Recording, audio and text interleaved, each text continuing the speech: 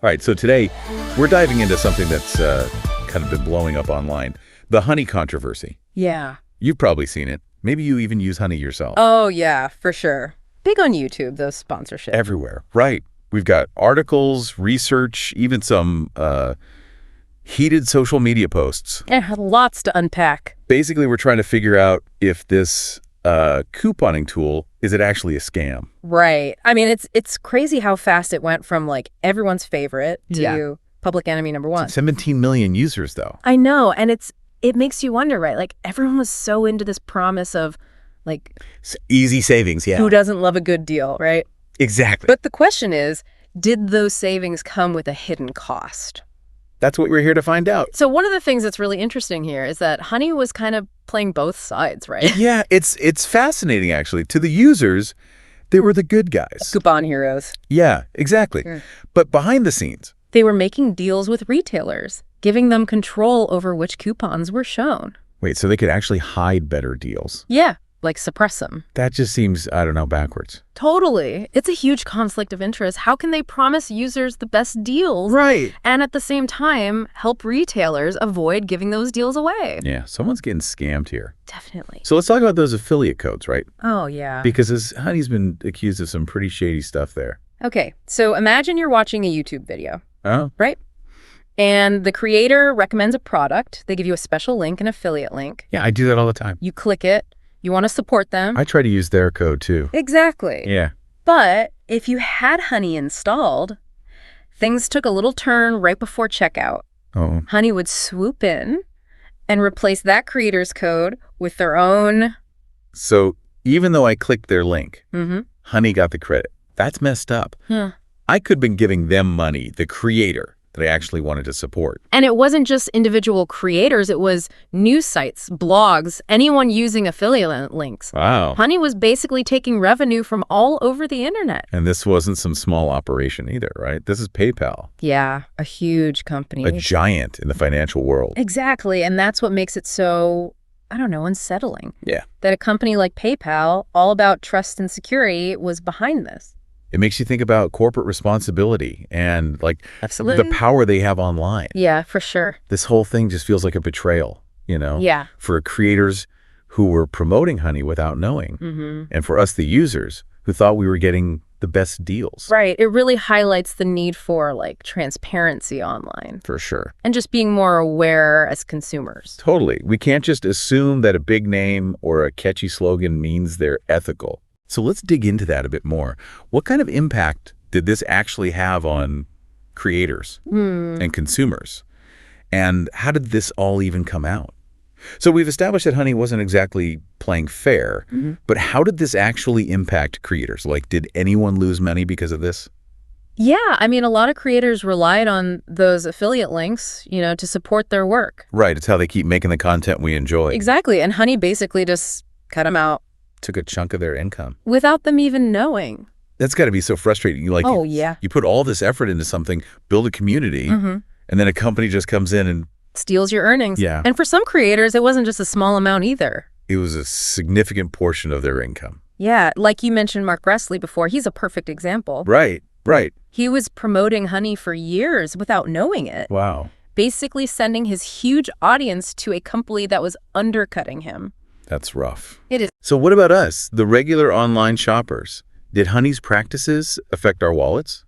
I mean, think about it. When you're shopping online, do you always hunt for the absolute best coupon code? I'll be honest, I usually just go with whatever's easiest. Right. Who has time to, like, compare a million codes when you're already checking out? Exactly. And that's the thing, right? That's the genius and the danger of Honey's model.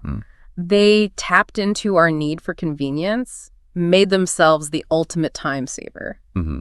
But those savings might have been an illusion, you know? Yeah. If Honey was hiding the best codes to protect their deals with retailers, consumers were losing out. So we might have actually paid more because of Honey. It's possible. That was pretty sneaky. It is, and it's a good example of how companies can manipulate us without us even realizing it. Right. We thought we were getting a good deal, but in reality, we might have been leaving money on the table. Yeah, good point. Honey's priority wasn't the consumer, it was their own bottom line. And those retailers. So How did all of this even come out? Was it a whistleblower or something? Actually, it was a YouTuber, Oh. Megalag. He was the one who first exposed the affiliate code manipulation. Really? Yeah, he did some digging and realized how widespread it was. So the very platform Honey used to blow up became the platform for their downfall. That's kind of poetic. It is, and it speaks to the power of online communities, independent voices. For sure. Megalag's video sparked a lot of outrage. Yeah, I bet. Other creators started sharing their experiences.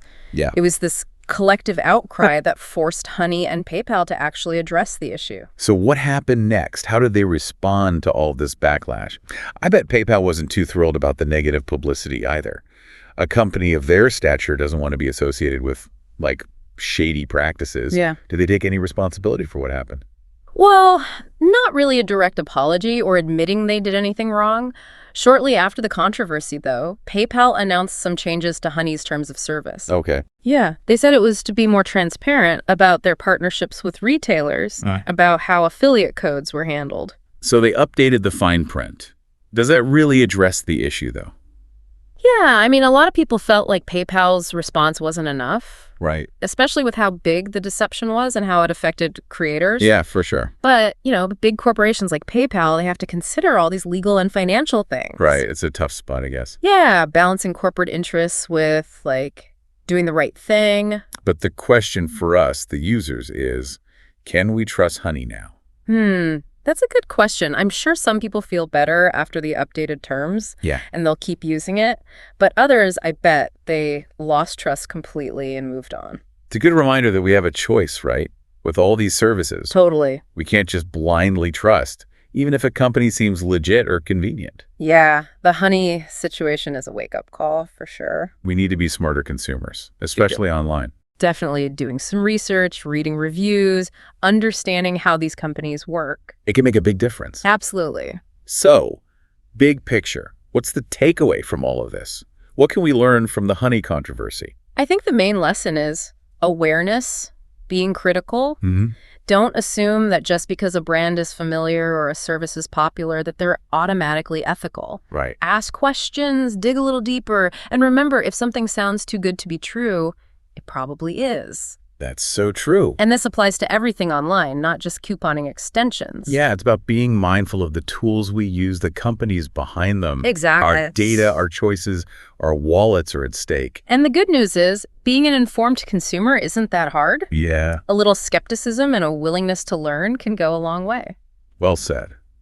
All right, well, I think that about wraps up our deep dive into the Honey controversy. Yes. We've covered a lot, from those affiliate code shenanigans to, the balance between convenience and ethical practices. It's been a really interesting conversation. Yeah. Hopefully our listeners feel more equipped to navigate the online world, with all its complexities. For sure. Thanks for joining us on the deep dive. We hope this episode has sparked your curiosity and encouraged you to think critically about the digital services you use. Until next time, stay informed and keep exploring.